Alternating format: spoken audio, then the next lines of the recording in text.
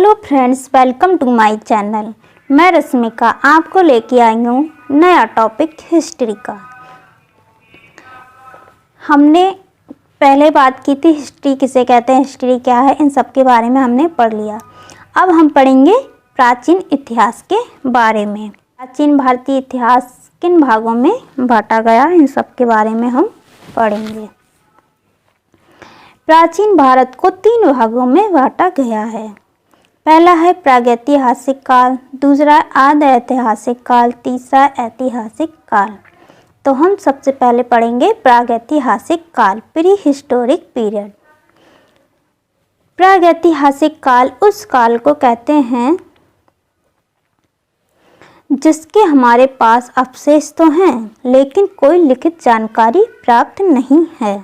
इस काल के मानव को लिपियों का ज्ञान नहीं था, मतलब इस काल का जो मानव था उन्हें लिपियों का ज्ञान नहीं था, परंतु फिर भी इस काल के मानव ने अपने कुछ अवशेष एवं चिन्ह छोड़े हैं। पुरातात्विदों ने अवशेषों एवं चिन्हों का अध्ययन करके प्रागैतिहासिक काल के मानव के बारे में प्रागैतिहासिक काल के मानव के विकास को लिपिबद्ध किया है। प्रागैतिहासिक काल को 2 भागों में बांटा गया है। पहला है पाषाण काल, दूसरा है ताम्र पाषाण काल। पाषाण का अर्थ होता है पत्थर, काल समय। पाषाण काल स्टोन एज, जिसे हम बोलते हैं स्टोन एज। पाषाण काल को 3 भागों में बांटा गया है, मतलब जो पाषाण काल था उसे 3 भागों में बांटा गया है। पहला है पुरापाषाण काल, मध्य पाषाण काल, नवपाषाण काल। पुरापाषाण काल, इस काल में मानव का जीवन संघर्षपूर्ण था। इस काल में मानव के द्वारा आग का आविष्कार किया गया था। जो पुरापाषाण काल था, इस काल में आग का आविष्कार किया गया था। इस काल का मानव खुले आकाश के नीचे नदी के किनारे रहता था। थोड़े समय बाद वह गुफा में रहने लगा। इस काल में मानव जंगली जानवरों से रक्षा करने व शिकार करने के लिए पत्थर के औजारों का निर्माण किया और उन्हीं औजारों से वह शिकार करता था, जिनमें हैंड एक्स, क्लीवर्स, स्क्रैपर्स, ये औजार उसने बनाए थे। इस काल में मानव झुंड बनाकर रहते, शिकार करते, मतलब इस काल का मानव था वो झुंड बनाकर रहता था और शिकार करता था, शिकार करके ही पेट पालता हुआ। इस काल के मानव का जीवन घुमक्कड़ी या यायावर था, मतलब एक जगह से दूसरी जगह ये शिकार करते और रहते थे। वह कंदमूल फलों को खाकर अपना जीवन यापन करता था तथा कुछ समय बाद कच्चा मांस खाता था। पत्थर के बने औजारों के साक्ष्य हमें मुख्य 3 स्थानों से प्राप्त हुए हैं, मतलब जो पत्थर के औजार थे उनके साक्ष्य हमें कहाँ से प्राप्त हुए हैं। सबसे पहले बेलन नदी घाटी, यहाँ से हमें पत्थर के औजार के साक्ष्य प्राप्त हुए हैं। दूसरा है सोहन नदी घाटी, तीसरा है नर्मदा नदी घाटी। इन तीनों से हमें पत्थर के औजार के साक्ष्य प्राप्त हुए हैं। कुछ गुफाओं पर चित्रकारी प्राप्त हुई है जो मिली है भीमबेटका, भोपाल, मध्य प्रदेश पे। मतलब जो गुफाएं थी उन पे हमें चित्रकारी प्राप्त हुई है, जहाँ कहाँ से मिली है, भीमबेटका, भोपाल, मध्य प्रदेश। इस काल का मानव ठंड से बचने के लिए पेड़ों के पत्ते व छाल का प्रयोग करता था। तत्पश्चात वह पशु की खाल पहनने लगा। दूसरा है मध्य पाषाण काल। इसका काल है 8000 ईसा पूर्व से 4000 ईसा पूर्व। इस काल में मानव ने पशुपालन की शुरुआत की। साक्ष्य मध्य प्रदेश का आदमगढ़ स्थान, राजस्थान का वागौर। इस काल का पालतू जानवर कुत्ता था। इस काल का मानव कंदराओं में व छोटी छोटी पहाड़ियों पर रहता था, मतलब जो मानव था इस काल का वह कंदराओं में व छोटी छोटी पहाड़ियों पर रहने लगा।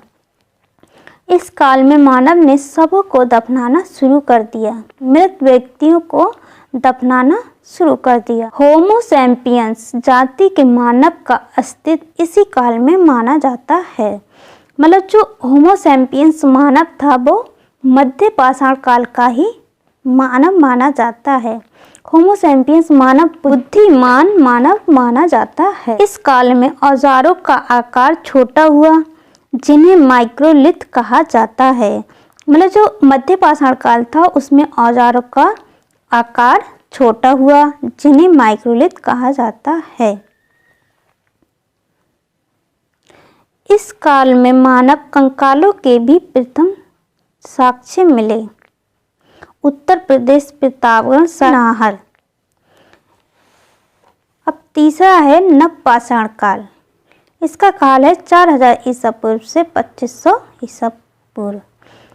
इस काल में मानव द्वारा कृषि की शुरुआत की गई थी। मतलब जो नवपाषाण काल था उसमें सबसे पहले कृषि की शुरुआत की गई थी।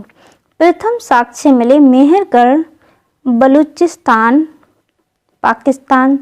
इन तीनों से हमें प्राप्त हुए हैं जौ, गेहूं, कपास, बाजरा। इसी काल में चावल की कृषि के साक्ष्य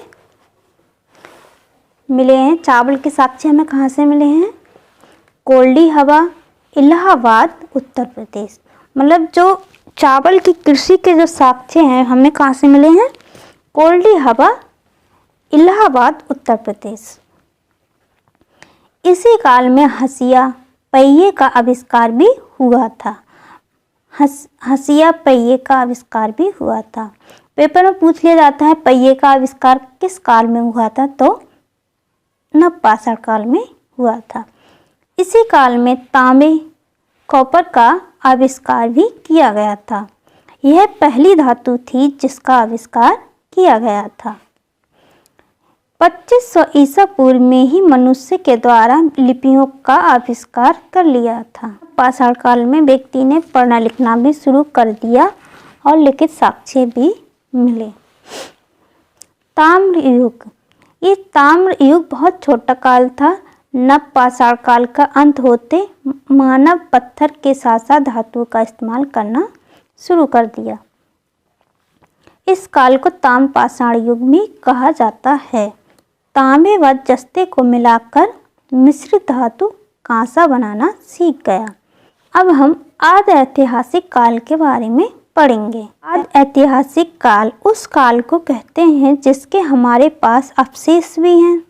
मतलब जिसमें हमारे पास अवशेष भी हैं और लिखित जानकारी भी है, लेकिन इन्हें आज तक पढ़ा नहीं जा सका है। मतलब अवशेष होते हुए भी हम इन्हें पढ़ नहीं सकते। इस काल में मनुष्य द्वारा लिपियों का ज्ञान कर लिया था। इन लिपियों में अक्षरों का प्रयोग नहीं किया। मतलब जो लिपियों का ज्ञान प्राप्त हुआ वो अक्षरों का प्रयोग नहीं होता था। उसमें चित्रों के माध्यम से हम हाथ चित्रात्मक लिपि थी जिसमें चित्र बना कर लिखा जाता था।